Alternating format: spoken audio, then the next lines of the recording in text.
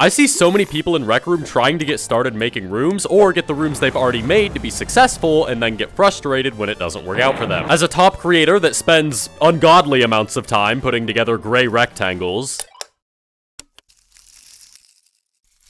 I thought I'd go ahead and compile everything I've learned over the past few years about being a Rec Room creator to help you become successful. But first, real quick, this video is sponsored by Raid Shadow Legends. This isn't just a normal Raid ad though. You've already heard about the champions and the battles, but did you know that Raid is premiering a brand new limited animated series called Raid Call of the Arbiter? This series aims to expand the lore of Raid's world, and if you guys know me, you know I love me some lore, so this is right up my alley. The first episode is available for free right now in the game, and new episodes drop every Thursday at 10 a.m. EST until July 20th. I already talked about the world building, but honestly, the animation here is really impressive too, and the first episode definitely blew past my expectations. Raid Shadow Legends is adding a whole bunch of new stuff to celebrate the launch of the new series, including new characters from the show, tons of new champion bios, and more. This launch has a ton of new stuff in it for any Raid fan, new or old, and it's a great time to jump into the game if you haven't already checked it out. If you log into Raid for 7 days between now and July 24th, you'll get Artac for free, one of the new characters from the show. And if you haven't already started playing Raid, use my link in the description or scan the QR code on screen to get a starter pack with a bunch of loot that'll help you get started. Thank you to Raid for sponsoring this video, and let's get back into my tips for being a Rec Room creator. So, what is the first step to becoming a successful creator? Make things. Yep. Just make things. But Billy Bob, my art looks really bad, and I'm not really that great at circuits. I don't care. Make things. But I don't really have a team to work with. I don't care. Make things. There's gonna be 5 hard truths that I tell you throughout this video, and the first one is that learning to get started is kind of the easy part. Yes, obviously, before you make anything, there needs to be some sort of foundational learning so you know where to begin. But it doesn't take a college degree to learn that you can draw some shapes and put them together to make more complicated shapes, and for doing maker pen artwork, that's really all you need to know to get started. Circuits can be a bit more complicated, but lucky for you, I already fit all that foundational knowledge into a single tutorial video. So just start making things. I say learning the maker pen to start is the easy part because you just naturally learn it more and more and get better at it the more things you make. But yeah, obviously when you first start, the things you make are probably gonna suck because making good things is hard. And this brings us to our second hard truth. I'm gonna run out of fingers for counting these very soon. You are going to fail a lot. You're gonna make a lot of bad stuff when you first start, and even after that. But as long as you keep making things and pushing your boundaries more and more every time, then you'll keep learning. And learning from failure is how you get better. While you're learning, it's also obviously good to consult resources that are out there. There's YouTube tutorials, you can take a class in Rec Room. I'm pretty sure they do Maker Pen workshop events that you can just join and make things with other people. Whatever works best for you, do it. Okay, so you know to start small, you know to fail fast and learn from those failures, and most importantly, you know to make things. Good job. See, I knew you'd get it eventually. But I can guess right now that a bunch of you are screaming at me, Billy Bob, that's cool and all, but I can't make anything without a team, really. And the people saying that have brought me right to my third hard truth.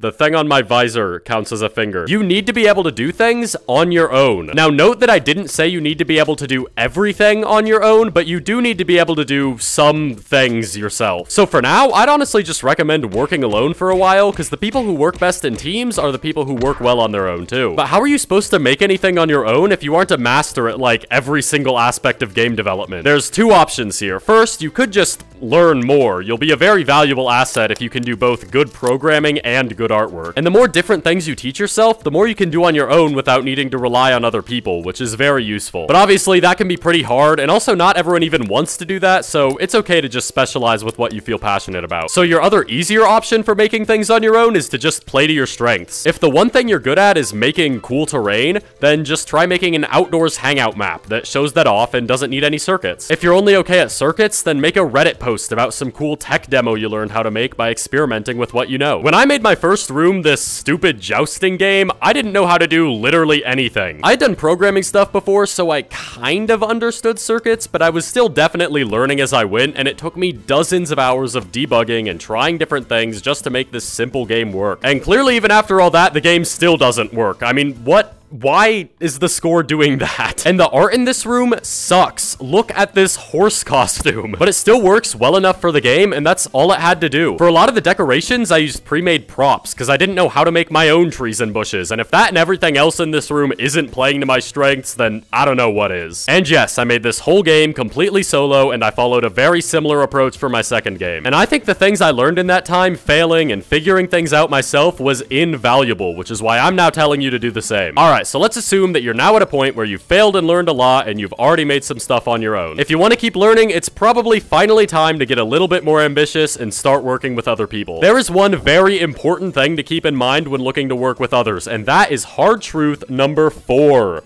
Whoa, look at that. Nobody wants to work on your project more than you do. I see a lot of people in Rec Room related Discords making posts and sending people messages like, hey, who wants to help be a circuiteer or artist for my awesome military roleplay room? And what these people often don't realize is, why would an experienced artist or circuiteer want to work on your project instead of their own? Unless you are directly commissioning someone at a fair wage to do work for your project, which most of these people definitely are not looking to do, going around and asking, let's be honest, basically begging people to do work for you is not a good way to form a team. So, how do you find an actual team? Well, this can be really hard. First, you want to post around your work. You can do this on the subreddit, YouTube, or Discord. Most Rec Room related Discord servers have channels where you can post your creations and interact with other creators. The more people see you showing off your stuff, the more you'll be built up in people's minds as an actual reputable creator. Go to creation related events, talk in creation related Discord channels often, just try and start getting involved in the creator community in any way you can. It makes it so that when you reach out to someone who you've seen around posting cool stuff they've made, if they want to work on a room together with you, that they're a lot more likely to say yes, because they've also seen you posting the cool stuff that you've made. If you already have some Rec Room friends, you can also just try getting them to learn and create with you instead of trying to search out new people. Pretty much every successful build group in Rec Room was just formed by a couple friends that worked well with each other, deciding to get together and make cool stuff. And you can do this even if they aren't super great at it yet, because then you guys have the opportunity to learn and get better together and become closer friends, and who knows,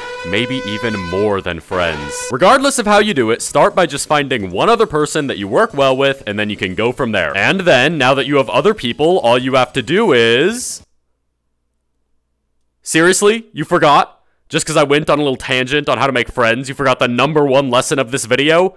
Make stuff. And don't forget it, the stuff that you make now is probably going to be a lot better than the stuff that you made before, and it can probably be a lot bigger in scope now if you're working with other people with different skill sets. This is the good part. It's what you've been working for. It's where you can really just have fun continuing to develop your skills, working in a higher level environment than you were before, and best of all, you get to make cool stuff. That's what it's all about. So you do that for a while, and then eventually, you reach a point.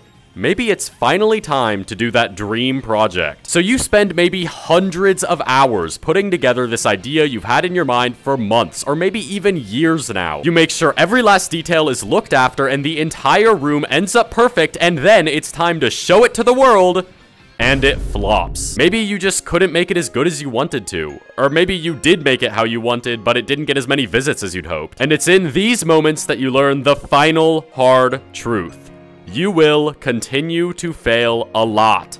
Again. Things that you spend a ton of time on will get overshadowed, and you might end up wondering why you did any of this in the first place. Because the truth is, this isn't really only a guide on how to become a successful creator in Rec Room. If I were to make a guide on how to be a successful YouTuber, or a musician, or even like a Friday Night Funkin' modder. I don't know. Not that I'm a musician or Friday Night Funkin' modder, but you get the idea. How am I supposed to hit these notes? The core ideas of this video would generally apply to all of them. So at times like these, when you feel defeated, you gotta decide that if you truly love creating, and that if it's really what brings you joy, that you will pick that maker pen back up and get ready to fail again.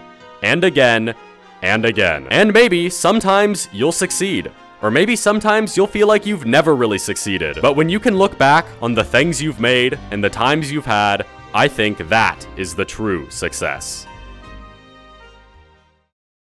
Yeah, whatever, okay? Obviously, you want your rooms to be actually successful too, so you can get a bunch of money or whatever. How do you get a lot of visits on your rooms? Why does this furry roleplay costume park have so many more visits than you do? And how do you effectively make money from your rooms? Maybe if you really like creating, you want to make this your job.